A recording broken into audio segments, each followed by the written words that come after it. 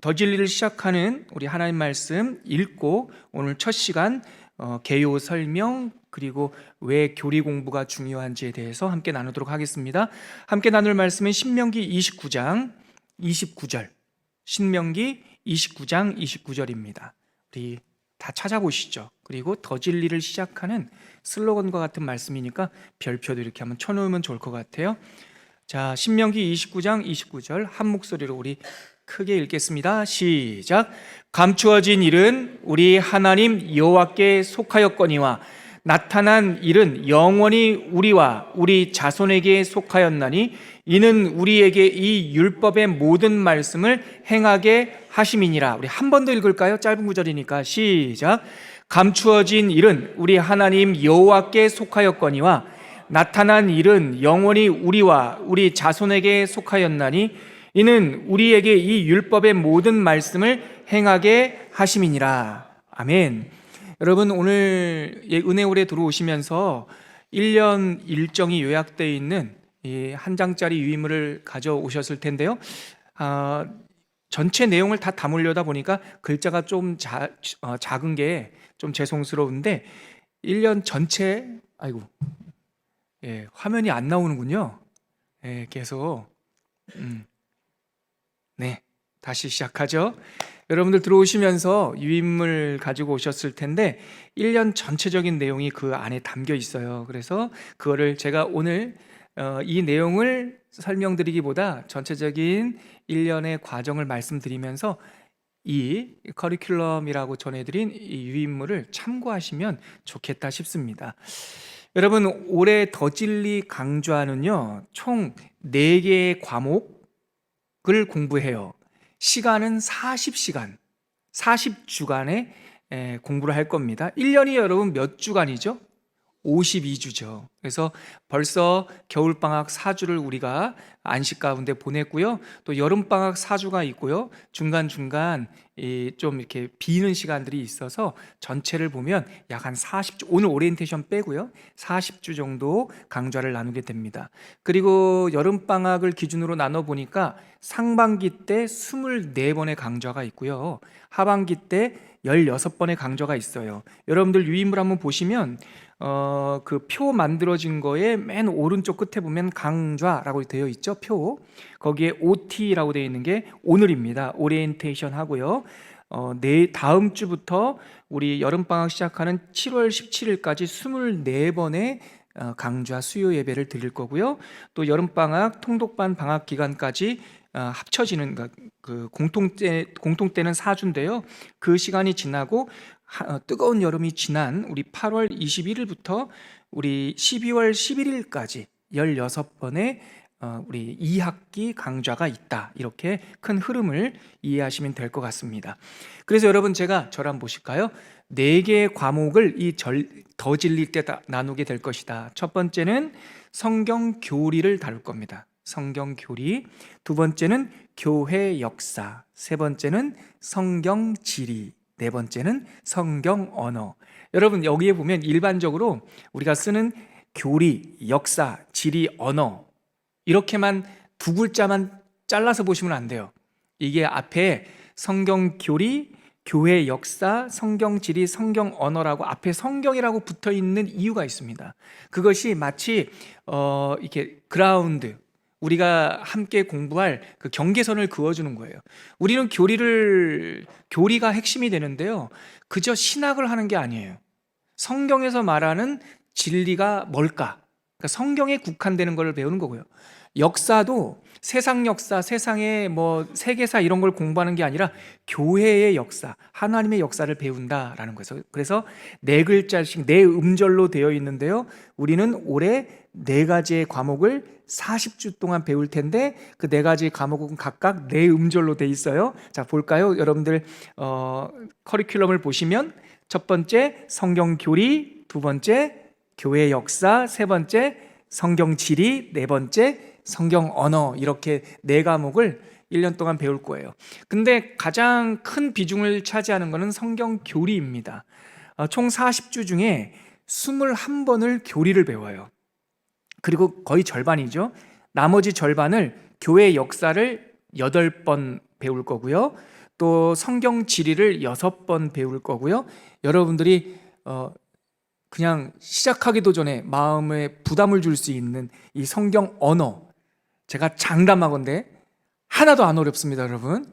정말 신비한 걸 경험하게 될 거예요. 내가 이미 히브리어와 헬라어를 알고 있었네라는 걸 깨닫게 되실 겁니다.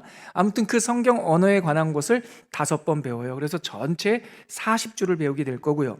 1학기 방금 말씀드렸던 그렇게 24번, 2학기 그렇게 16번, 중간에 방학이 4주 있고요.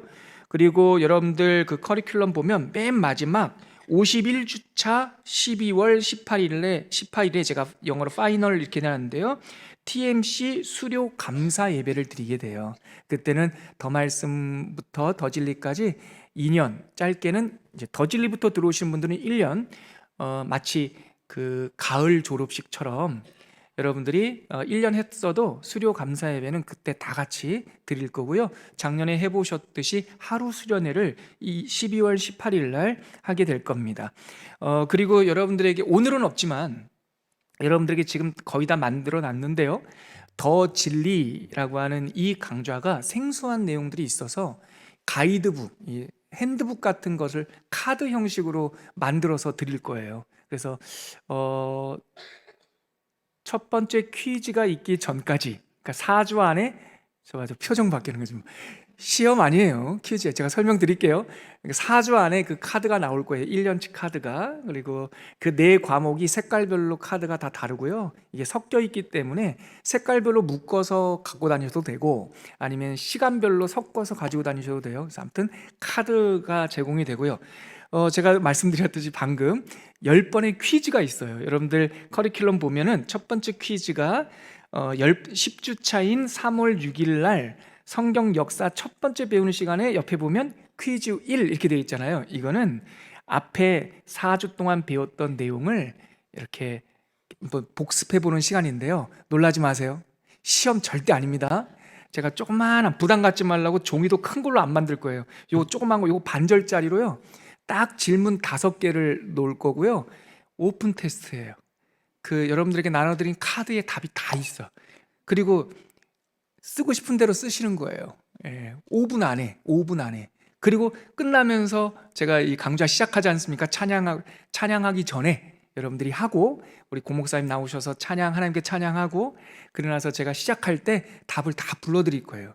그럼 그때 쓰세요. 그리고 답 다 불러드리고 쓰고 채점할 거예요. 그러니까 다 100점이지. 무슨 말인지 아시겠어요? 이거는 저는 100점 맞는데 100점 맞게 하는데 아주 선수예요. 좋은 선생님이에요. 그러니까 여러분, 우리가 몇 가지를 담고 있느냐가 중요하지 않아요. 한번 거기에 하이라이트, 지난 4주 동안 배웠던 것이 뭐가 중요하다라고 내 손으로 한번 이렇게 써보는 게 중요해요. 그래서 여러분들이 복습 다 100점, 다 100점. 그래서 다 하시고 다 100점 하시고 그 관건은 뭐냐면 제 딸아이를 보니까 그렇게 종이 시험 보고 나서 이렇게 구겨서 쓰레기통에다가 이거 녹화돼서 큰일 났네. 안 되는데. 아무튼 버리지만 마세요.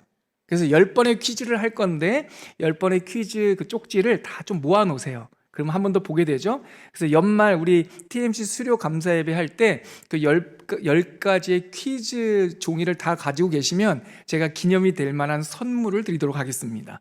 아무튼 봐봐요. 5개의 질문을 1년 동안 10번 할 거니까 우리는 적어도 다 100점 맞으면서 50가지의 그 퀘스천에 대해서 답을 할 수가 있게 돼요. 굉장히 학습 효과가 좋을 거예요. 그러니까 여러분들 긴장하지 마시고 그렇게 저랑 한번 따라오시면 될 것 같아요. 그리고 하나 더, 제가 오늘도 이렇게 2페이지짜리 강의안을 만들었거든요.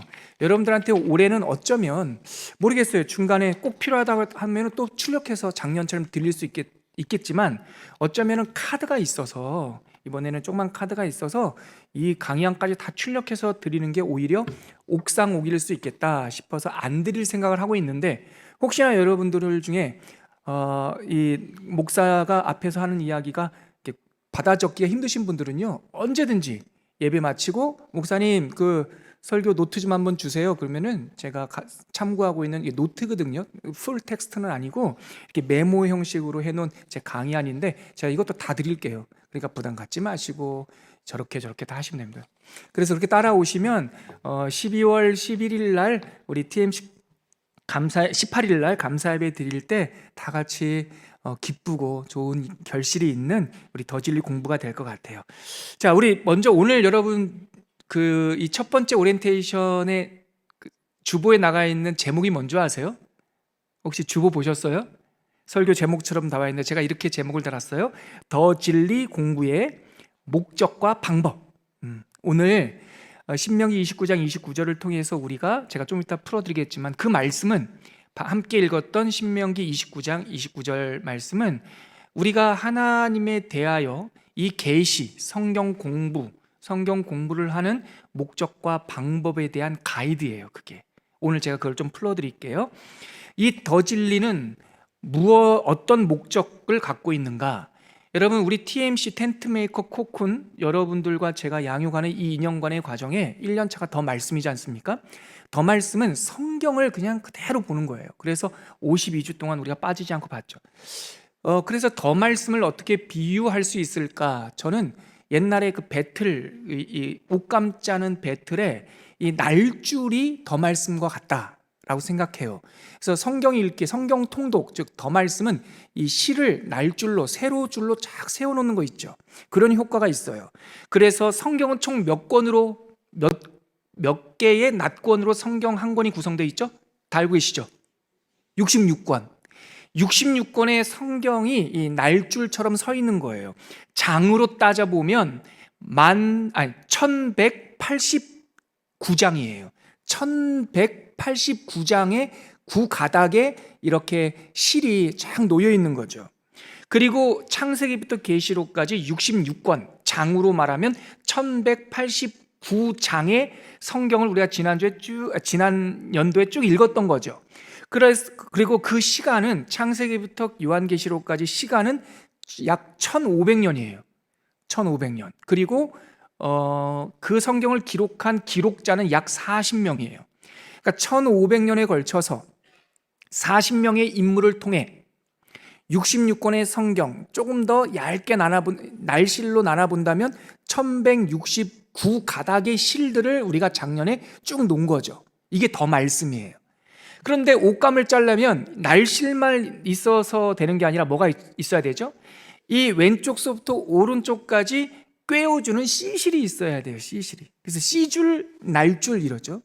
올해 우리가 공부하는 이 더 진리는 이 씨줄과 같아요.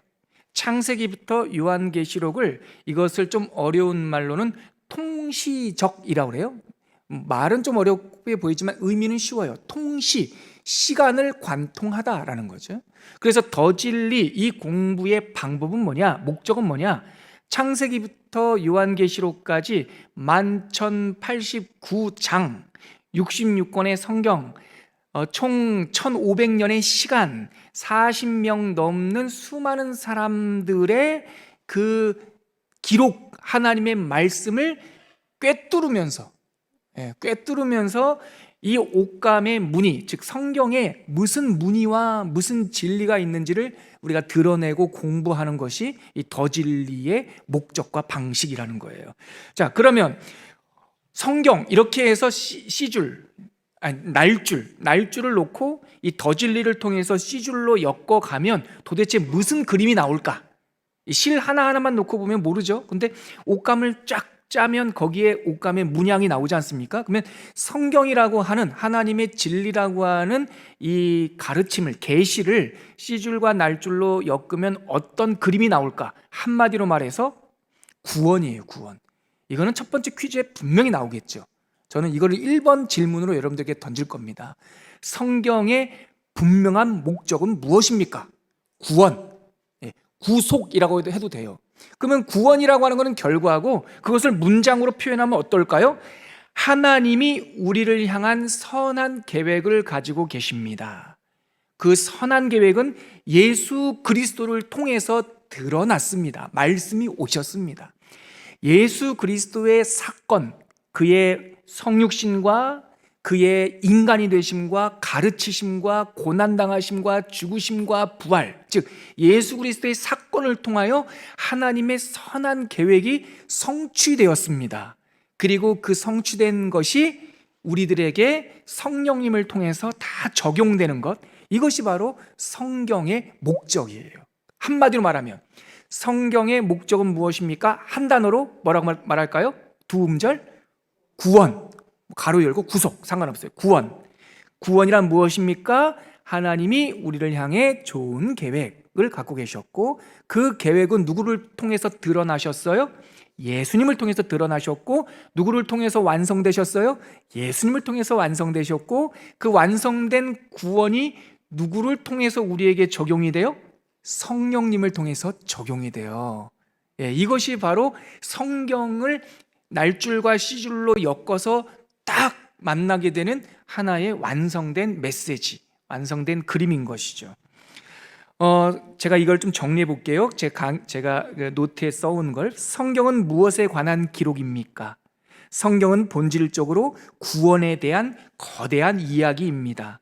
성경은 하나님에 의한, 그리고 하나님으로 말미암는 구속 메시지를 우리가 믿을 수 있는 방식으로, 즉 뭐예요? 역사, 가르침, 또 기적, 여러 가지 노래, 시, 우리가 듣고 알 수 있는 방식으로 계시하셨고, 그 모든 계시는 누구를 향하고? 예수님을 향하고, 그 모든 구약의 말씀이 예수님으로 엑기스로 되셔서 그분이 육신으로 오셔서 말씀이 우리 가운데 거하심에 우리가 그의 영광을 보니 아버지의 독생하신 자의 영광이요 은혜와 진리가 충만하더라. 이것이 바로 성경에서 우리들에게 전해주시는 목적이자 핵심이죠. 그러면 창세기부터 창세기 1장부터 요한계시록 20장까지 이 1189장을 관통하는, 이렇게 쫙 관통해 보니까 하나님께서 성경을 통해서 알려주시는, 가르쳐주시는 진리는 어떤 것들이 있을까? 굉장히 많아요. 굉장히 많아요. 성경을 보면 인간에 대해서도 하늘에 대해서도, 이 땅의 강물은 어떻게 생겼을까? 이 땅의 가정은 어떻게 생겼을까? 왜 사람들은 자꾸 싸울까? 살인사건은 언제 일어났지? 등등의 수많은 가르침이 성경에 있는데, 그 수많은 가르침을 이 종류별로, 카테고리별로 정리를 하면 많은 학자들이 7개의 카테고리로 정리할 수 있다라고 생각을 했어요. 그게 뭐냐? 첫째, 우리 여러분들에게 나눠드린 유인물 성경 교리, 저기 파란색으로 되어 있죠. 성경 교리 가로 1번 성경 교리, 그 옆에 보면 7가지가 나와요. 그게 바로 성경이 가르쳐주는 하나님의 진리에 대한 기록. 짧게 말하면 이것도 두 음절로 말할 수 있어요. 자, 보세요. 저 한번 보세요. 성경이 가르쳐주는 진리에 대한 기록, 이 긴 말을 두 음절로 딱, 교리란 성경이 가르쳐주는 진리에 대한 기록이에요. 그래서 이 기록들을 이렇게 카테고리별로 정리하는 보니까 여러분들의 유인물 가로 1번 파란색 성경고리 옆에 보면 첫 번째 뭐에 대해서? 성경에 대해서, 두 번째 신론, 하나님에 대해서, 세 번째 인간에 대해서, 네 번째 그리스도 예수님에 대해서, 다섯 번째 그 구원의 적용, 성령님께서 적용하시니까 성령에 대해서, 구원에 대해서, 여섯 번째 교회에 대해서, 일곱 번째 종말에 대해서. 이것이 바로 우리가 날줄로 세워진 1189장의 성경을 창세기 1장부터 요한계시록 마지막 장까지 쫙 꿰뚫을 때 이 7개의 묶음이 나온다라는 거예요. 그래서 이 7개의 묶음이 더 진리의 큰 축이에요. 7개가. 그리고 이게 21주. 그 사이사이에 계속 이 교리 공부만 하면은 좀 힘들어요. 버거워요. 그래서 그 사이사이에 교회 역사도 들어가고, 또 성경 지리도 들어가고, 성경 언어도 들어가고, 또 뭐 이러면서 이 7개의 과목을 지루하지 않게 이렇게 섞어가면서 배우게 돼요. 제가 아까 앞부분에 말씀드렸듯이 카드 형식으로 가이드북을 만들어 드릴 텐데 색깔이 4가지겠죠?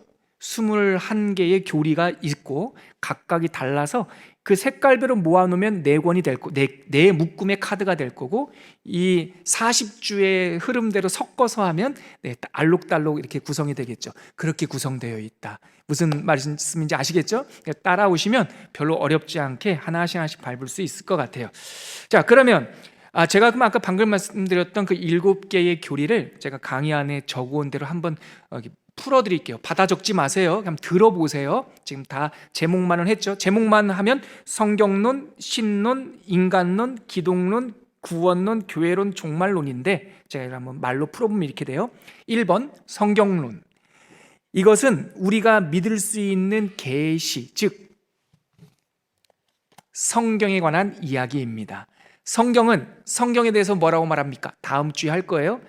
모든 성경은 하나님의 감동으로 된 것으로 교훈과 책망과 바르게 함과 의로 교육하기에 유익하니, 하나님의 베드로 사도는 말하기를 이 말씀 중에 더러는 이해하기 어려운 것이 있으니 이 가운데 하나라도 빼면 억지로 풀다가 이 망한 사람도 있느니라. 요한계시록 끝에 가면 이 두루마리의 말씀을 봉하여 간직하라. 이 말씀에 한 자라도 빼면 혹은 한 자라도 더하면, 좀 무시무시한 표현인데 저주를 받는다고 되어 있죠. 아무튼 성경론은 하나님의 계시된 성경 자체는 뭐라고 말하는가. 두 번째 뭐가 신론, 신론은 하나님에 대해서, 성경은 하나님에 대하여 어떻게 말하는가. 하나님은 어떤 성격이실까? 하나님은 어떠한 영광을 갖고 계실까? 하나님은 어떤 일을 하실까? 이런 거죠. 세 번째 인간론. 왜 신론 다음에 인간론이 나옵니까? 하나님이 하신 일 중에 가장 영광스러운 것이 당신의 형상, 당신의 모양대로 사람을 창조하신 일이고, 사람을 창조하신 그날 6번째 날에는 유독 바엘라 엘로힘 키토브, 하나님이 보시기에 좋았더라, 심히 좋았더라, 이 말이 2번이나 나와요. 그러니까 극찬하신 날이에요. 그런데 하나님께서 하신 그 가장 아름다운 인간 창조의 열매가 망가져 버렸어요. 우리가 알고 있는 이것도 두음절이죠. 그러다 보니까 성경에 나오는 중요한 단어는 다 두음절이네요. 이 인간이 망가진 것을 두음절로 뭐라고 말할까요? 타락이죠. 타락. 그래서 타락한 하나님에 대한 이야기하면 세 번째 인간론이 나와요. 다른 말로 그래서 인죄론이라고도 부르는 학자들도 있어요. 그래서 인간은 어떻게 창조되었나, 죄가 왜 들어왔지, 그 죄의 뿌리가 뭘까, 그런 내용들, 인간에게는 어떤 희망이 있을까, 이게 세 번째 인간론이죠. 네 번째 기독론, 예수님에 대한 이야기예요. 왜 예수님에 대한 이야기가 인간의 타락 다음에 나올까요? 타락한 인간의 희망은 구속하여 줄 한 희망, 소망을 기다리는 거예요. 로마서에 나오죠. 로마서 5장에 우리를 해방시켜 줄 한 분을 기다리나니 만물이 그를 바라보고 있다고. 그러니까 인간이 타락했는데요, 그 타락한 인간을 회복시켜 주실, 모든 죄를 사하여 주실, 그리고 거듭나게 하실 구세주를 대망해요. 그래서 인간론 다음에는 기독론, 예수 그리스도에 대한 교리, 우리 주님이며 구세주이신 예수 그리스도에 관한 성경의 가르침, 이게 기독론이에요. 기독론이 딱 끝나면 당연히 필연적으로 예수님이 이 땅에 오셔서 하신 일이 뭘까요? 구원이지요. 그래서 5번째는 구원론이라고 부르는데, 승천하신 예수님이, 완성하시고 승천하신 예수님, 그 예수님의 구원의 공로를, 구원의 은혜를 우리 각 사람들에게 한 사람 한 사람 적용시켜 주시는 분이 누굴까요? 성령님. 그래서 구원론과 성령론은 같은 말이죠. 사도행전 2장에 보면 오순절날 불의 혀처럼 갈라지는 불이 다 그 오순절 마가의 다락방에 임했는데, 각각 한 사람 한 사람에게 불이 이렇게 임해요. 임하자 그들의 인간적인 기질, 겁쟁이, 두려움, 잘 못 배움, 혈기가 많음, 이런 것들이 다 녹아지면서 하나님의 사도로 거듭나는 그런 일들이 일어나죠.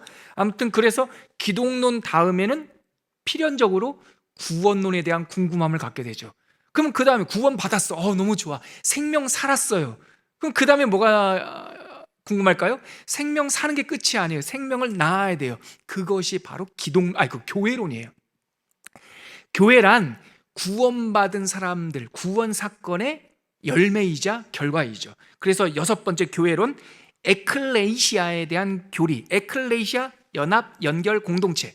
첫 번째는 예수님과 우리가 에클레시아 연결되고 하나 되는 공동체, 우리와 성도들끼리 함께 교통하는 것, 이것도 에클레시아. 물론 나중에 좀 더 자세히 배우겠지만 에클레시아라고 하는 것은 건져내었다는 뜻도 되지만 건져내는 것이 목적이 아니라, 다시 말해 홍해를 건너오는 것이 목적이 아니라 홍해를 건너와서 어디를 가야 돼요? 언약의 땅에 가야 돼요.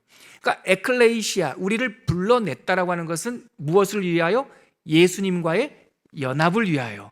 또 어떤 것을 위하여? 성도들 간의 교통을 위하여. 그래서 교회로는 에클레시아 교리이고, 우리가 구원을 받았을 때 어떤 일이 일어날 건가, 이게 교회론의 주제예요. 마지막, 그렇게 교회가 됐어요. 그래서 예수님과 연합되고 성도들과 교통했어요. 그리고 우리에게 주신 마땅한 사명들을 이루어요. 그 다음에 필연적으로 궁금함이 일어나는 것은, 그래서 우리는 어떻게 완성될 것인가, 어떻게 이 역사는 어디로 향해 가고 있는가, 그것이 바로 종말론이에요. 종말론은 제가 강의하다 이렇게 적어왔어요.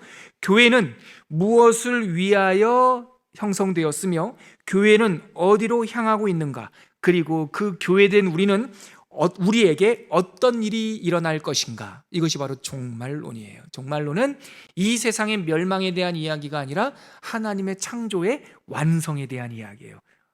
1년 할 거 간단하게 다 했어요. 자, 우리 복습 삼아서 그 7과목 이름만 여러분들이 가지고 계시는 그 유인물을 참고해서 교리의 7가지 카테고리 한번 같이 읽어보고 다음 주제로 넘어갈게요. 자, 가로 1번 성경교리. 우리는 21주 21주 동안 이 7가지 주제를 배우게 돼요. 같이 읽죠. 시작. 서론, 다른 말로 성경론. 두 번째, 신론, 다른 말로 하나님에 대한 거고요. 자, 세 번째, 인간론. 네 번째, 기독론. 기독론은 누구에 대한 거예요?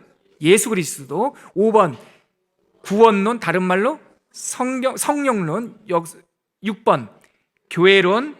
7번, 종말론. 네, 이렇게 해서 이것이 큰 이 얼개가 되면서 우리는 1년 동안 이 주제를 꼼꼼히 이렇게 성경을 중심으로 살펴볼 거예요. 그럼 방법이 뭐냐? 이렇게 7가지 성경이 가르쳐주는 진리에 대한 기록, 두 음절로 교리 공부를 하는 이 방법은 뭘까? 한마디로 먼저 말씀드릴게요. 이것도 두 음절이에요. 성경이에요. 교리 공부는 어디에서 시작합니까? 성경. 어디에서 뛰어놉니까? 성경. 어디에서 멈춥니까? 성경. 즉, 교리 공부는 성경에서 시작해서 성경이 가는 데까지 가고 성경이 멈추는 데서 멈춰야 돼요. 그래서 우리 교리 공부를 제가 앞에다가 성경교리라고 딱 이렇게 한정을 지은 겁니다. 그래서 이거는 우리가 해야 될 이 방법론에 대해서는 제가 부정문으로 설명을 드릴게요. 그러니까 부정적인 말, 적어도 무엇은 아니다. 우리가 앞으로 1년 동안 공부할 더 진리의 핵심인 이 교리는, 성경 교리 공부는 첫째, 신학 공부가 아니에요. 신학 공부가 결코 아닙니다. 우리는 반드시 성경이 말하는 것, 그리고 성경만이 말하는 것에 우리 스스로를 한정 지어야 돼요. 니네들이 모르는 비밀이 있어. 그러면 다른 데 가서 하세요. 그거는 가르쳐 줄 수가 없어요. 그리고 굉장히 위험하다는 것만 아시면 돼요. 우리는 하나님의 말씀, 진리, 계시, 성경이 말하는 것에 집중합니다. 우리는 성경이 열어서 보여주는 것, 곧 계시된 말씀에 집중합니다. 우리의 주제나 관심사에 대해 우선적으로, 그러니까 예를 들어서 우선적으로 성경이 뭐라고 말하는지에 집중하셔야 돼요. 예를 들면 이거죠. 여러분들 중에 이 세상의 이 악은 왜 있을까? 뭐 사회학적으로, 심리학적으로, 또 문화적으로 인간의 악행에 대해서 하고 싶은 말들 많겠죠. 근데 우리 공부는 그런 거 하는 거 아니에요. 우리 공부는 심리학도, 인문학도, 사회학도, 뭐 범죄식 그런 것도 아니고요. 우리는 성경을 배우는 거예요. 그래서 악에 대해서 궁금하면 이 공부 시간에 뭐 한다고요? 성경이 악에 대해서 뭐라고 말하는가, 여기에 집중하는 거예요. 제가 신학이 아닙니다라고 말하는 까닭이 여기 있어요. 신학은요, 성경도 보지만 성경 바깥의 것도 봐요. A는 B야, B는 C야? 그러면 A는 C네? 이러면서 논리적으로 신학은 확장을 해요. 우리는요, 일부러 그거 못해서 안 하는 것이 아니라 우리는 일부러 될 수 있으면 A는 B야, B는 C다, 거기까지 멈춰요. 그리고 A는 C네 이렇게 들어도 하고 좀 살짝 이렇게 할 수 있어요. 생각을 하지 말라는 게 아니에요. 생각할 수 있어요. 그러나 제가 여기서 그것을 힘주어 가르치진 않을 거예요. 제가 힘주어서 여러분들에게 더 진리에서 집중하려고 하는 것은 A는 B다라고 말합니다. B는 C라고 말합니다. 이렇게 설명할 거예요. 제가 오늘 점심까지 목사님들, 지난 월요일부터 오늘 점심까지 목사님들 이렇게 세미나하는, 공부하는 수련회를 다녀왔어요. 너무 은혜롭고 또 좋은 식사도 대접받고 선배님들 앞에서 정말 이걸 이제 슈퍼비전이라고 하거든요. 제가 항상 성도님들 대하면서 제가 혹시나 좀 이렇게 빗나갈 수가 있으니까 어른 목사님, 친구 목사님 만나면서 제가 빗나간 거를 다시 잡을 수 있는 슈퍼비전 하는 시간이에요. 너무 좋았어요. 근데 제가 이 얘기 때문에 2박 3일 동안 있었던 에피소드 하나만 말씀드리면, 그제 저녁 첫 저녁 식사를 하는데 저희 교단 있잖아요. 합동측, 우리 교단은 여성 목사님들 안수를 안 줘요. 근데 어제 모이신 분들 중에서는 합동측 장로교 목사는 몇 명 없었고요. 다른 분들 이렇게 다른 교단 목사님들이 많아서 이야기가 여성 목사님들의 리더십, 여성이 목사 안수를 받을 수 있는가 없는가 그런 얘기가 그냥 가볍게 나오다가 합동측 장로교 목사가 앞에 앉아 있으니까 말씀을 조심조심 하더라고요. 왜냐하면 본의 아니게 제가 속한 교단에 대한 이렇게 험담이 될 수도 있잖아요. 아주 조심조심 하시길래 제가 이렇게 식사하다가 그분들을 조금 편안하게 해드리고 싶어서, 그러니까 한 분은 된다, 한 분은 안 된다, 여성은 막 복잡해요. 그러다가 제가 밥을 먹다가 제가 그랬어요. 그렇게 복잡하게 생각하지 마세요. 그냥 성경 보면은 드보라 사사도 있잖아요. 그렇죠? 마리아도 있잖아요. 브리스길라와 아굴라가 있잖아요.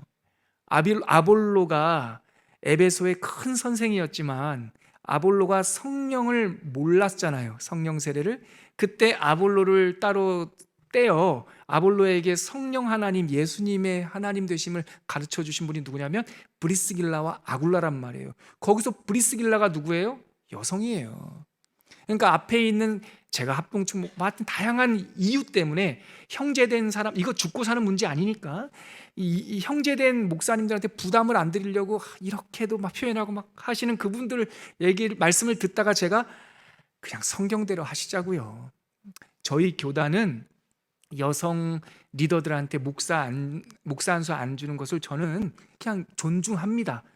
목사 안수 안 받았다고 해가지고 교회 리더 못 되는 거 절대 아닙니다.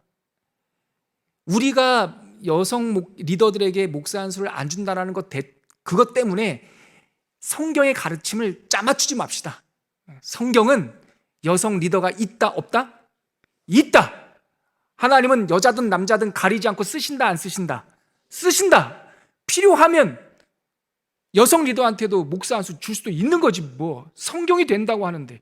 제가 속한 교단은 그거 안 하지만 그래서 존중해요. 왜냐하면 그 목사라는 타이틀이 죽고 사는 문제 아니잖아요. 그렇죠? 그렇지만 성경에는 여성 리더, 여성 목회적 사역을 하는 사람이 있다 없다? 제가 이 말을 해드리려고요. 이 예화를 하나 할 때는 5분 가버렸네. 그러니까 이 1년 동안 제가 여러분들과 나눌 그 공부의 방법은 뭐냐면, 제 의견도 있죠. 제 의견도 있지만 제 의견도 중요하지 않고요. 문화적인 결과도 있죠. 그것도 중요하지 않아요. 성경이 그 주제에 대해서 뭐라고 말하는가? 이것이 바로 우리가 더 진리를 배우는 방식입니다. 두 번째, 그래서 제가 강의할 때 이렇게 적었어요. 성경은 하나님의 어떠하심에 대한 증거들을 제시하는 것뿐만 아니라, 증거 제시가 목적이 아니라, 이 부분에 대해서 여러분 기억해 주세요. 성경은 하나님을 선포합니다. 되게 중요해요. 성경은 우리에게 설명도 해줘요. 좀 알아들어라. 하늘에 나는 새를 좀 봐라. 공중에 나는 새를 봐라, 들에 핀 백합화를 좀 봐라. 이 말은 예수님께서 하도 답답하셔서 좀 생각 좀 해봐라, 그 말씀이거든요. 그렇게 예수님께서 우리에게 설명도 해주시고 비유로도 말씀해 주시지만 궁극적으로 성경은 모든 것을 다 설명하는 설명서가 아니라 선포문이에요. 하나님은 남자도 쓰시고, 하나님은 여자도 쓰시고, 하나님은 가난한 자도 쓰시고, 하나님은 부자도 쓰시고, 하나님은 못 쓰실 사람이 없다. 그런 것이 성경에 나와 있는 진리이죠. 아무튼 그런 거예요. 두 번째, 우리가 이 공부를 해가면서 그 방식, 우리는 어떻게 할 것인가, 그 방법에 대해서 한 가지만 더 말씀드리면, 이것도 부정문으로 말씀드릴게요. 우리가 1년 동안 큰 축을 이룰 이 성경 교리 공부는 변증하기 아니에요. 변증하기란 말이 좀 어렵죠? 변증하기란 무엇인가를 변호하는 일이에요. 변호사들이 하는 것들이 변증인데요, 변호하는 것은 아주 훌륭한 일이에요. 왜 예수님이 인간이신가? 이거는 변증학에서 다뤄요. 근데 인간이시면서 왜 예수님이 하나님이신가? 이것도 변증학에서 다룹니다. 근데 왜 인간이신 하나님이, 완벽한 인간이 왜 완벽한 하나님일까? 이거 몰라요. 이거는 인간이 그러니까 완전한 예수님에 대한 완전한 인간으로서 그는 우리와 같이 눈물도 흘리시고 배도 고프시고 피와 살이 있으시고, 그거에 대한 선포, 완전한 인간이신 예수님에 대한 선포가 성경에 있어요, 없어요? 있어요. 심지어 예수님은 완전한 하나님이에요. 나와 아버지는 하나이니라 하셨어요. 그 말씀 하셨죠? 나를 본 자는 아버지를 보았고 내가 곧 길이요 진리요 생명이다. 나로 말미암지 않고서는 아버지께로 갈 자가 없다. 내가 영을 보내리니, 그 영을 가리켜서 서신서에 가니까 그리스도의 영이라고도 말하고 하나님의 영이라고도 말해요. 너희는 가서 모든 족속으로 제자를 삼아 아버지와 아들과 성령의 이름으로 세례를 주고. 그러니까 성경에는 예수님이 우리와 똑같은 완전한 인간이시라고 하는 선포가 있어요, 없어요? 있어요. 예수님이 완전한 하나님이시라는 선포가 있어요, 없어요? 있어요. 근데 이 두 분, 완전한 인간과 완전한 하나님이라고 하는 이 신비를 우리가 이해할 수 있나요? 없어요. 이것은 그냥 받아들여야 할 영역이에요. 그래서 우리가 1년 동안 공부할 이 성경이 가르쳐주는 진리에 대한 진술은 변증학으로 해결할 수가 없어요. 제가 이 말씀을 드리는 까닭은 1년 동안 배우면서 이 강대상 위에서 제가 여러분들에게 드리는 말씀이 여러분들의 궁금함을 다 해결 못할 수 있습니다. 왜 완전한 인간과 완전한 하나님이 하나일 수 있느냐 저한테 설명하라면 저는 못합니다. 시도를 안 할 겁니다. 제가 시도를 하는 순간 틀리기 때문에. 여러분, 이거는 뭐 큰 주제니까, 큰 신학적 주제니까 제가 예를 들었고, 하나만 더요. 여러분들이 저랑 나중에 하나님 신론 배울 때 하나님의 창조 이야기를 배울 거예요. 그때 하나님께서 나무도 창조하시고 물고기도 창조하시고 그리고 인간도 창조하셨습니다. 그 내용이 나와요. 근데 하나님의 창조에서는 천사들도 하나님의 피조물이죠. 맞죠? 하나님 없이 존재하는 게 하나라도 있을 수 있어요, 없어요? 없죠? 그럼 천사도 하나님의 피조물이죠? 근데 그 에스겔서에 보면 그 천사 중에 하나가 타락했죠? 네, 루시퍼. 성경에 나오죠? 그 루시퍼의 성격이 뭐냐고 나한테 물어보면 저는 몰라요. 루시퍼는 어떻게 생겼을까요? 저한테 그려달라고 그러면 저는 몰라요. 루시퍼는 눈이 2개일까요? 하나일까요? 몰라요. 마귀의 성품은 어떨까요? 몰라요. 성경에 나와 있는 마귀의 성품 몇 가지가 있죠. 그런 거짓말장애, 날 때부터 이런 것들, 그거 말고 내가 하나님 공부하기도 바쁜데 마귀에 대해서 무슨 공부합니까? 그러니까 충분해요. 성경에 나와 있는 그 어둠의 권세 잡은 자, 공중의 권세 잡은 자에 대한 성경에 나와 있는 진술 정도만 여러분들에게 말씀드릴 수 있지, 여러분들이 저에게 마귀가 뭐 이렇게 좀 몰라요. 그러니까 변증학이 아니라는 거예요. 제가 온라인 유튜브에 창세기부터 계시록까지 그 더 메시지 랩이라고 하는 그 사이트에 들어가면 이 강의를, 짧은 유튜브 강의를 한 게 있어요. 거기에 민수기를 강의를 했는데 민수기에 보면 시내산에 이스라엘 백성들이 거했다. 40년 또 시내산 주변에 그런 내용이 나왔는데 어떤 분이 그 밑에다가 댓글을 달았어요. 목사님, 잘 들었습니다. 근데 이스라엘 백성들이 방황한 시내산은 시나이 반도에 있는 시내산이 아니라 사우디아라비아에 있는 무슨 산 거기입니다 라고 저한테 댓글로 가르쳐 주셨어요. 그래서 제가 그 밑에다가 대댓글을 달았어요. 그런 의견도 있고 저런 의견도 있지만 저는 성경의 전통에 따릅니다.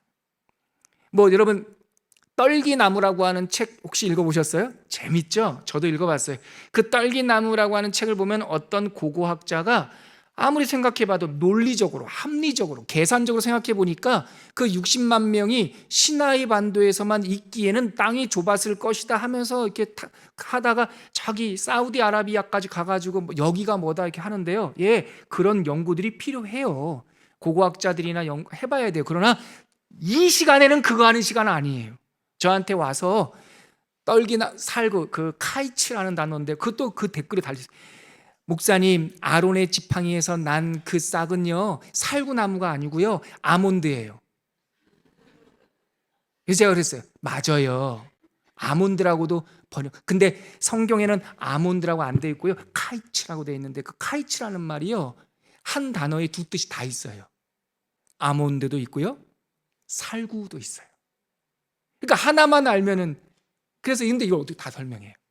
그러니까 우리는 어떻게 하겠다? 모든 궁금증을 제가 다 설명할 수는 없다. 설명하려고도 안 할 것이다. 우리가 하는 것은 변증하기 아니라 성경에서 말하는 그대로. 성경에 아몬드라고 되어 있으면 저는 아몬드라고 여러분들한테 설명할 거고요. 살구꽃이라고 하면 살구라고 할 텐데 제가 근데 그것까지는 해요. 위 단어가 두 개로 다 쓰인다는 것까지는 다 이렇게 찾아와서 사전의 이야기를 설명을 드릴게요. 아무튼 그래서 우리가 1년 동안 공부할 더 진리는 성경에서 시작해서 성경이 가는 데까지 가고 성경에서 멈추는 데서 멈춘다. 이 성경 진리 공부는 신학 공부가 아니다. A는 B에서 어떤 대단한 것을 추론하거나 원리를 뽑아내려는 것이 아니다. 우리가 하는 이 공부는 변증학도 아니다. 여러분들이 세상이 궁금한 모든 것들을 다 설명할 생각이, 능력도 제가 안 된다. 그럼 여기서 하는 건 뭐다? 성경 창세기부터 요한계시록까지 통시적으로 꿰뚫는 제가 계속 지금 한 10번을 얘기한 것 같아요. 성경이 가르쳐주는 진리에 대한 진술, 기록, 이것을 여러분들과 배우게 될 텐데요. 그런데 목사님 그렇게 어렵게 1년 동안 배울 이유가 있습니까? 네, 배울 이유가 있어요. 우리가 아까도 말씀드렸지만 날줄로 1189개의 날줄을 쫙 세워놨는데 더진리를 통해서 창세기와 요한계시록이 만나고요, 다윗의 시편과 예수님의 이야기가 만나고요, 다윗의 신줄 알았더니 그 다윗의 시가 예수님에 대한 예언시였다는 걸 알게 되고요, 에스겔서에 보던 그 환상 가운데 에스겔은 성전 문지방에서 생수의 강이 막 넘치던 것이 예수님의 초막절 사건에서 팡 선포되고, 요한계시록에 가면 새 예루살렘에서 그 생수가 확 흘러 넘치고요, 구약의 야곱의 아들 12지파가 쫙 나왔잖아요. 그래서 그냥 패밀리 족장인 줄 알았는데 알고 봤더니 그 구약의 12지파가 요한계시록에 가니까 선택받은, 그리스도의 보혈로 그 옷을 씻김받은, 사죄받은 하나님의 14만 4천 영원한 백성들이라는 걸 알게 되고요, 이걸 꿰뚫으면서 알게 된단 말이죠. 그래서 이 더 진리 공부를 통해서 우리는 성경을 더 입체적으로 알게 될 것이다. 여러분, 우리 마지막으로요, 아까 우리가 읽었던 신명기 29장 29절 다시 한번 찾아보시죠. 우리 이거 한 목소리로 한번 읽고요, 제가 이 구절을 조금 풀어드리고 오늘 찬양하고 첫 시간을 마치도록 할게요. 자, 신명기 29장 29절 같이 한번 읽어볼까요? 같이 읽겠습니다. 시작.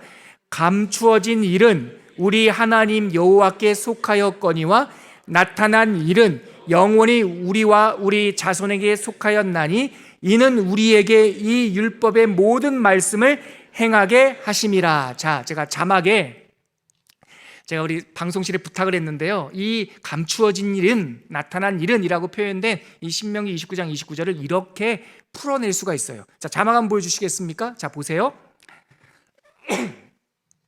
감추어진 일, 이 말이 뭐예요? 궁극적인 설명, 저 깊은 원리가 있단 말이에요. 마귀는 왜, 루시퍼는 왜 타락했을까? 악은 왜 밤이 되고 낮이 되니 첫째 날이라. 그 첫째 날은 24시간일까? 24년일까? 240년일까? 깊은 뭔가 있겠죠. 뭐라고 말합니까? 그 감추어진 궁극적인 진리는 누구에게 속했어요? 우리 하나님 여호와만 아세요. 오직 그 우리 몰라요. 근데 우리가 알 것은 뭐예요? 나타난 일, 그 뭐예요? 계시된 것. 이것은 영원히 우리와 우리 자신에게 속해져 있어요. 이 말씀 왜 주셨어요? 우리에게 주신 거예요. 이것은 우리에게 속했어요. 이는 우리에게 이 율법의 모든 말씀, 즉 구약 성경 신명기니까 율법의 모든 말씀이고, 이제 예수님이 오셔서 이 율법을 어떻게 말씀하셨어요? 예수님의 로고스, 더 말씀, 이 성경 말씀은 을 행하게 하려 하심이라. 자, 자막 저 이제 카메라를 저랑 봐주시죠. 이 신명기 29장 29절은 감추어진 일과 드러난 일에 대한 우리의 자세를 보여줘요. 세상에 감추어진 큰 진리가 있습니다. 그건 누구만 아세요? 하나님만 있어요. 하나님만 알아요. 예수님 재림합니까? 안 합니까? 여러분 한번 대답해 보세요. 용기를 가지고. 예수님 재림하십니까? 재림하지 않습니까? 성경에 그대로 나와 있죠? 너희들이 본 그대로 다시 오시리라. 다니엘서도 인자 같은 이가 구름 타고 올 것이다. 요한계시록 19장에도 백마탄 이가 올 것이다 되어 있죠? 그런데 예수님이 언제 몇 월 며칠에 어디서 오시나요? 몰라요. 그거는 몰라요. 때와 시는 너희가 알 바 아니요. 하나님께 속해져 있는 거예요. 감추어진 일은 하나님께 속해져 있는 거예요. 이단은 뭐예요? 하나님에게만 속해져 있는 것을 자기들이 안다라고 거짓말하는 사람들이 이단이에요. 감추어진 일은 오직 우리 여호와 하나님께 속해져 있어요. 나타난 일은요, 나와 우리 자손에게 속해져 있어요. 그래서 이 나타난 일, 계시된 말씀을 이것을 배우면 이것이 예배가 되고 이것이 지혜가 되고 이 길이 되는 것이죠. 왜요? 이렇게 배우면 나타난 일을 통하여 우리가 하나님의 말씀을 걸어갈 수 있다. 신명기 29장 29절에 있는 내용이 그 뜻입니다. 제가 강의한 마지막 단락을 한번 읽고 마치게요. 찬양하고. 자, 우리는 성경이 가는 곳까지 가고 성경이 멈추는 곳에서 멈출 것입니다. 이 성경에서 가르치는 진리에 대한 깊은 연구와 좋은 책들이 세상에 많이 나와 있어요. 저는 보다 안정적인 정리를 위해서 마틴 로이드 존스 목사님의 The Great Doctrine, 한국말로 번역이 안 돼 있어서 위대한 교리라고 하는 이 책과 또 장로교 종교개혁자 장 칼빈이 쓴 기독교 강요, 이 책을 참고할 거예요. 메인 텍스트로. 근데 여러분들은 이 책 보지 마세요. 두껍잖아요. 여러분들은 어떤 책을 보냐면 참 감사한 출판사 부흥과 개혁사라는 곳에서 만화 기독교 강요라고 하는 책, 이 책을요, 이 500년 된 책을요, 만화로 이렇게, 제가 책 장사하는 것 같네. 이 만화로 이렇게 잘 그려준 이 책이 있어요. 되게 재밌고요, 읽으실만 해요. 그래서 여러분들은요, 제가 이 자리에서 최대한 설명하겠지만 제 설명이 부족하거나 더 많은 것들에 대한 궁금증이 있으면 이 책을 한번 참고해 보시고요, 그리고 궁금한 게 있으면 적극적으로 제 목양실을 녹화하시면 제가 최선을 다해서 여러분들에게 설명하겠습니다. 아무튼 이 두 권의 책을 제가 참고해서 할 겁니다. 여러분, 제가 어쩔 수 없이 성경 공부라는 이름으로 부르지만 이 더 진리는 성경 공부입니다. 더 말씀은 성경 통독이고요. 부르지만 강의실에서 배우는 그런 공부가 아닙니다. 시험도 보지 않아요. 10번의 퀴즈는요, 시험 아니에요. 그냥 내 손으로 연필에 침 묻혀서 꼬박꼬박 50개의 퀘스천에 대한 답을 한번 해보는 거예요. 공부입니다. 그것도 학위도 없어요. 그러나 우리는 하나님을 아는 일에 1년 내내 관심을 가질 겁니다. 이것은 예배입니다. 여러분, 하나님을 알려고 하는 마음, 이것이 예배이고요. 성경에 대한 고찰은 언제나, 성경에 대한 묵상은 언제나 예배였고, 성경과 그 가르침에 대하여 그보다 더 권위 있는 어떤 책도 없기 때문에 우리는 성경을 설명하기 위해서 다른 책을 가지고 오지 않을 겁니다. 성경이 가장 권위 있는 텍스트입니다. 다른 책들을 참고하지만 이것은 이 밑에 있는 설명을 돕는 참고 자료일 뿐입니다. 그래서 여러분, 제가 당부의 말씀드립니다. 우리는 더 진리 공부하면서 성경과 함께, 또 무엇과 함께? 기도로서. 누구와 함께? 성령 하나님과 함께 누구를 바라보며? 성부 하나님을 바라보며 한 걸음 한 걸음 나아갈 겁니다. 큰 믿음의 진보가 있는 한 해가 될 것으로 기대하고 소망하면서 축복합니다. 우리 찬양하고 첫 시간 마칠게요. 예수 우리들의 밝은 빛, 빛이 그와 함께 있도다. 우리 찬양 하나님께 올려드리겠습니다. 예수 우리들의 밝은 빛, 은혜와 긍휼을 베푸시는 주, 그의 길을 따라가는 주의 자녀들, 항상 밝은 빛을 주시네. 항상 밝은 빛을 비추시네. 아멘. 그는 구원의 주 하나님, 공의로 세상을 다스리시네. 주를 경외하는 자들에게 부어주시는 놀라운 주님의 영광. 하늘에서